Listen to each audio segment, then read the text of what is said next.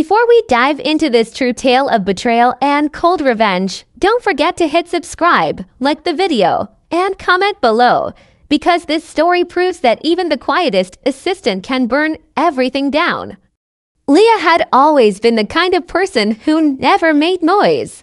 Quiet, polite, efficient, the perfect executive assistant. She worked for Cassandra Rose, CEO of a luxury marketing firm in Manhattan. Cassandra was beautiful, rich, powerful, and ruthless. Leah managed Cassandra's life, meetings, emails, even gift-wrapping her daughter's birthday presents. They weren't friends. But Leah thought there was respect between them. She was wrong. It started with late-night meetings that didn't appear on the calendar. Cassandra would whisper, "Delete that," or "Don't forward this." One day, Leah accidentally overheard Cassandra on a call, not with a client, but with someone much more dangerous, the husband of one of their board members. Leah said nothing, but Cassandra knew Leah had heard. From that moment on, everything changed. Without warning, Cassandra called Leah into her office. No explanation, just a cold stare. "You're no longer needed here," she said. "Pack your things." Leah said in shock. No severance, no goodbye, just betrayal. But Cassandra had made one mistake. She forgot how much Leah knew. Leah had access to Cassandra's emails, her calendars, her secret folders. And she had made backups. Cassandra thought Leah was quiet. She was, but quiet people watch, and when they move, they destroy. Leah walked out of that office without a word. But in her mind, a plan was forming, and when it was finished, Cassandra wouldn't just lose her job, she'd lose everything. Some people slam doors when they're wrong. Leah opened files. The night after she was fired, Leah sat alone in her apartment. On her desk sat a slim black USB drive. It contained everything: Cassandra's private email exchanges, proof of the affair, NDA violations, fake invoices, a secret contract for a shell company that funneled money into a personal offshore account. She didn't plan to go to the police. Not yet. She planned something worse, a professional death sentence. Leah created a fake LinkedIn recruiter account. She contacted Cassandra's executive clients, posing as a headhunter. She asked probing questions about their contracts with Cassandra's firm as part of due diligence. Within a week, she knew which clients were vulnerable and which ones had already started doubting Cassandra's leadership. Next, Leah anonymously emailed one board member, "Check this Dropbox link. It's about Cassandra.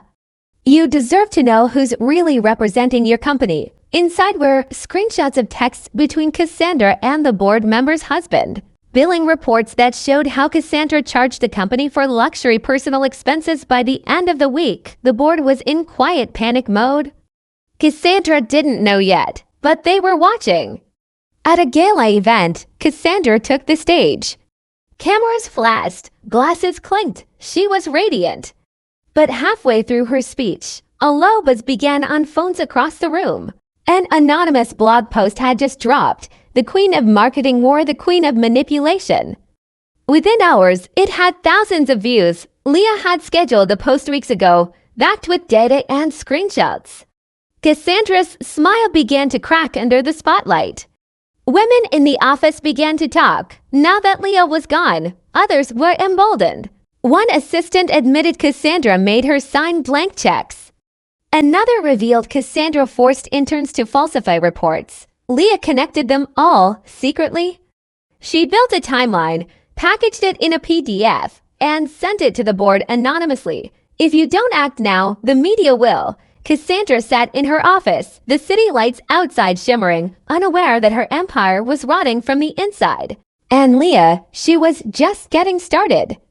This is where the company begins to crumble. Cassandra faces exposure, and Leah delivers the final blows slowly, publicly, and with precision. Shall I continue? Some people watch empires fall from the outside. Leah? She tore this one down brick by brick, from within. It started with a quiet visit from a forensic accountant sent by the board. Leah had tipped them anonymously. Within days, they found inconsistencies. luxury travel labeled as training, personal expenses filed as client development. The CFO tried to defend it. He was fired within the week. Cassandra's name was now on internal watch lists. And she had no idea Leah was behind it all. Suddenly, meetings were canceled. A major client pulled out of $1 million deal, citing ethical concerns. Cassandra's personal assistant quit with no notice. Then the whispering started in boardrooms. A vote of no confidence was brewing. Cassandra began calling old allies. No one returned her calls. Leah had prepared a second blog post.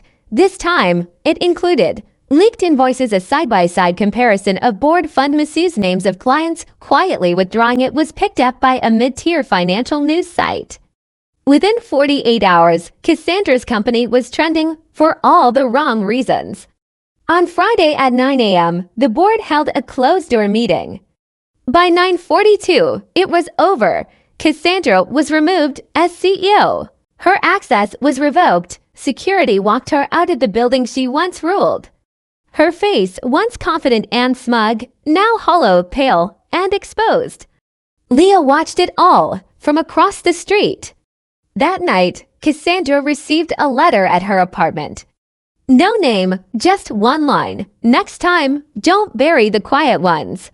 We learn how to dig. Leah didn't need applause. She didn't need thanks. All she needed was justice, and now she had it. They thought they buried her, but they didn't know she was a seed.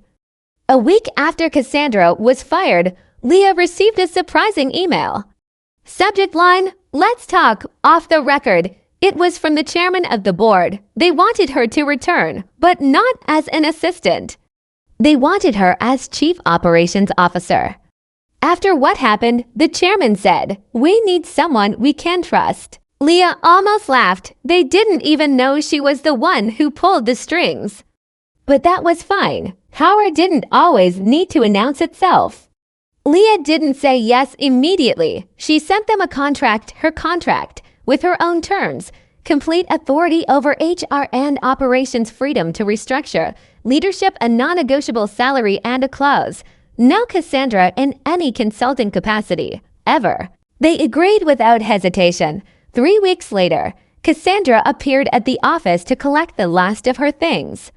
Leah was now in the corner office. Cassandra walked past her with forced indifference. But just before exiting, she turned and muttered, "You think you've won?" Leah stood up calmly.